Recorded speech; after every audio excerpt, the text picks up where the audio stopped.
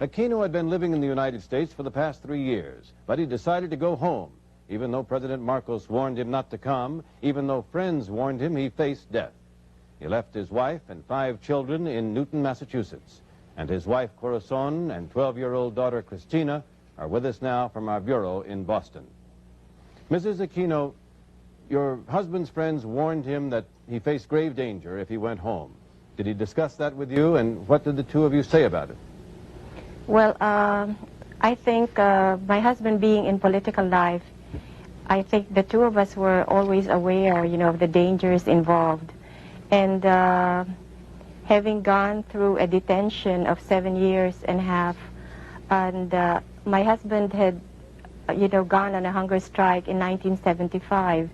And at that time he told me that he had surrendered himself to the Lord. And he told me after 1975, all the years will be bonus years, and we should be grateful for them. So when he left on August 13th and said goodbye to you, the two of you understood that he might face grave danger, imprisonment, and even death. Well, we thought imprisonment would be it. I myself believed, that would be the worst thing we could expect. We were hoping for a house arrest, but it seemed to us that maybe he would be put back in the detention center. Never did I think, that this would happen. Now, President Marcos warned him not to come, said he would not be admitted to the country, and in fact said the reason was an assassination plot against your husband had been uncovered. What did your husband say about that? Well, as early as July 19, after my husband had filed an application for a travel document to return home, he was told by the Philippine Consulate General, that he should not return home because the government had uncovered assassination plots against him. Because of this, my husband sent a telegram to President Marcos asking him that he, reverse the order of the Consul General and allow him to return home.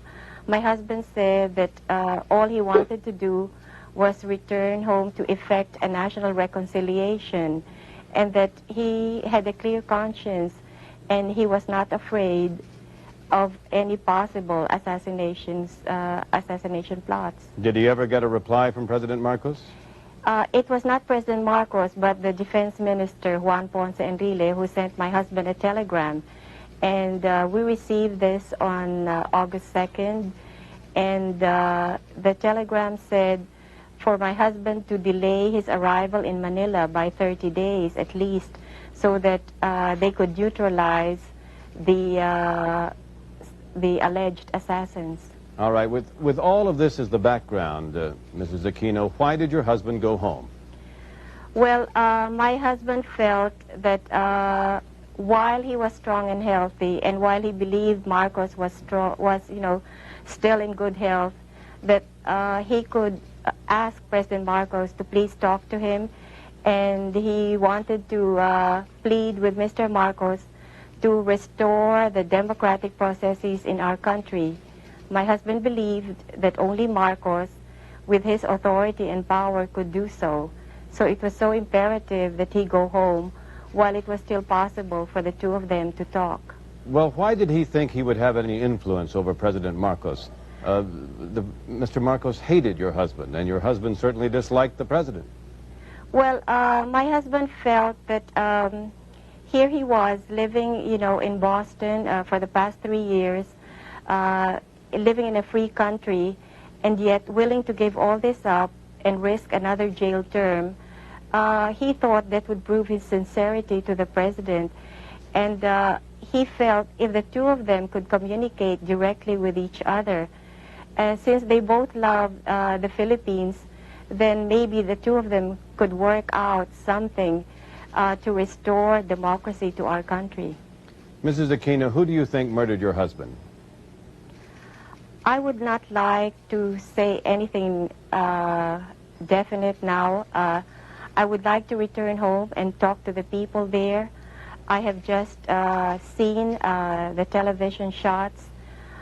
Let me just say this. I thought that the security given my husband was really inadequate. There were only 3 soldiers whom I saw on television as coming up the plane to take my husband.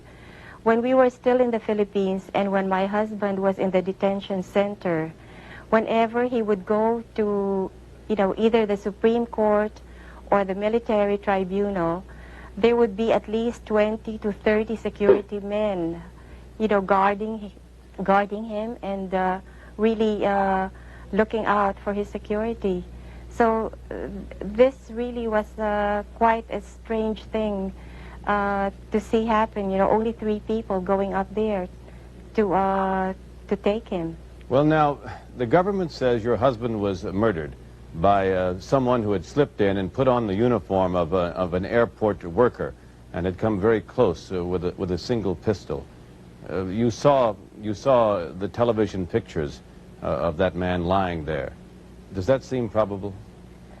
Let me say this. My relatives told me that it was very difficult to get to the airport. You had to get tickets, and even where they were, they were still so very far away from where the airplane was. It just doesn't seem possible. I don't know how that assassin could have possibly gotten to where he was, if he were just alone. Mrs. Aquino, I want to talk to you a little bit more, and also to your daughter, Christina, and we'll do that if you'll just please stand by when we return in just a moment. All right. Mrs. Aquino, let's put politics aside for a moment. Tell us about your husband. You were married, what, 28 years ago? What kind of a man was he? Well, for me, he was the best possible.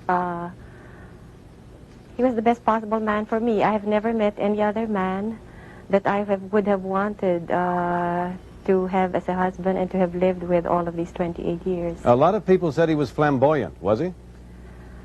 Well, maybe he was, but to me, he was my ideal man. And he made me happy. And not only that, if I am a better person today, I think I owe that to my husband. Your daughter Christina is there with you, is she not? Yes, she is. Christina, what kind of a dad was Benigno Aquino? My dad was caring, and he may not have been there with us for that much, but the time we spent together really means a lot to me and to my family. Well, a lot of busy people aren't there all the time. Were you aware of the type of work he was doing? What did you think of that work? Yes, I was aware of the work he was doing, and I felt proud of him that he was able to do that. Do you know the difference between terms such as freedom, despotism, tyranny, and freedom? I know freedom and tyranny. I don't know that despotism or whatever, but... What did your father say to you about freedom and tyranny and the difference? Freedom was something that we should cherish, and he never really talked about tyranny all that much to me, but freedom, we were able to have it here. You know he was in jail for a long time in the Philippines? Yes, and I was only 2 years old when he was put in jail. And then he came to the United States. He had open heart surgery, and that made him well, and he went to Massachusetts, and he taught. What about those years, the last 3 years? They were very happy times for all of us, and it was a time that I really got to know my father, and it was also a time that we were happy. Did the two of you talk just before he left a few days ago to go back to Manila? Well, he called us from Taipei, and he just told me that to hurry home because the prison where he was lonely and sad. Christina, what are you going to do with your life? Do you know yet? No, I don't, and I somehow want to be a lawyer, but I'm not really sure of that right now.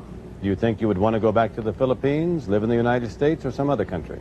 I loved it here in the United States, but I know now that the Philippines is my country. It's the country where we should live. Mrs. Aquino, you and your family are going back to the Philippines tomorrow. I think you take a plane early in the morning. Yes, that's right. You've talked to your friends and relatives there. What do they tell you about the atmosphere? What are you going to find? Do you know? Well, this morning I got a call from my sister, and you see, my husband was lying in state in our home, and she told me that if it were all right with me, they would like to transfer him to a bigger place, maybe one of the churches in our neighborhood. You see, there have been so many people coming to see my husband. They counted something like 1,500 people per hour, and the people had said that they had waited in line for something close to 4 hours. What do you think of that? Well, I am just very grateful for all these people, and I think, I hope this means that my husband did not die in vain. Mrs. Aquino, do you fear that you may be in danger if you return to the Philippines? I don't think so, and I do not worry about those things. I feel that my place should be in the Philippines now, and I am eager to be home to see my husband and to arrange for the funeral. Thank you very much, Thank Mrs. you. Aquino, Christina, for being with us tonight from Boston. Thank you. When we return, we'll look at reaction in the Philippines the day after Aquino's assassination. We'll also have a report on what the death of Aquino will mean to U.S.-Philippine relations. Will the killing prompt President Reagan to cancel his planned trip to the Philippines? As well as a report on how Aquino spent his 3 years of exile in the United States.